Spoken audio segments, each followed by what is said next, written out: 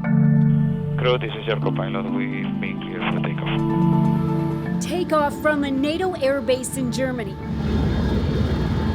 This surveillance plane bound for Polish airspace to monitor the skies along the alliance's eastern flank at a time of heightened tension. We are currently flying in the southeast of Poland, right along the Polish-Ukrainian border, to provide that early warning and ensure that we have a presence. It was just north of here in September where around 20 Russian drones crossed into Poland. Some were intercepted, others crashed down. At the time, Russia said it wasn't directly targeting anything in the country, but many security experts believe Russia was deliberately probing. 2 days later, NATO launched Eastern Sentry, a multinational mission.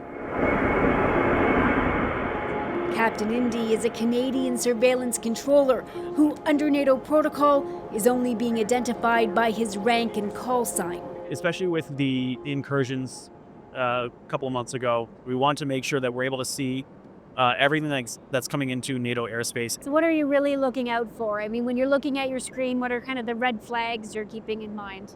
Somebody who is not following proper procedures for flying in international airspace. Even today, we're seeing aircraft flying around off flight plan or not with a flight plan or without using any transponders. And we're here to keep track of that. And if they do enter into NATO airspace, to go ahead and intercept them. The crew on board this plane pass information on to NATO's headquarters. We were restricted with what we could shoot while on board because of classified material. Before we could film a screen, it had to be wiped of some sensitive information.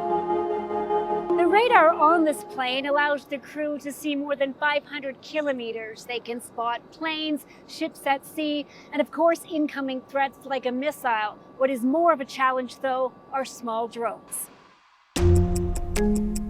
Including the type of drones that have been spotted near major European cities and military facilities this fall.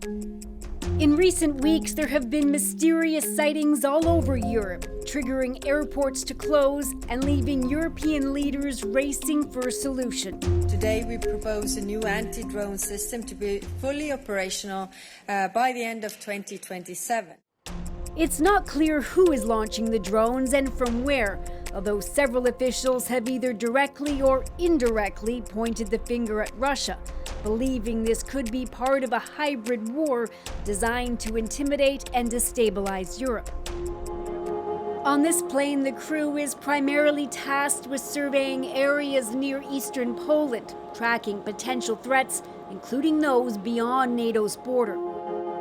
We are talking about small drones or even smaller drones. It becomes smaller and smaller. We need to tweak our system to be able to see those drones. The normal aircraft will not have the same radar return as small drones, so we have to tweak the system to make sure that we are able to see those. Captain Joel used to be a Belgian fighter pilot and is now an aircraft commander. He says the fact that the surveillance plane can see hundreds of kilometers around it means the crew can sometimes detect objects that ground radar can't. But he says as weapons advance, so must defenses. During a tense situation, man can be creative to find new ways of fighting. And it's why we have to work sometimes a bit harder to adapt quicker to the evolving situation. NATO surveillance planes fly through Polish airspace several times a week. With some missions lasting longer than 12 hours, there's sometimes a need to refuel. It's not clear how long the Eastern Sentry mission will be in place and what other ways NATO might be considering to try and bolster security.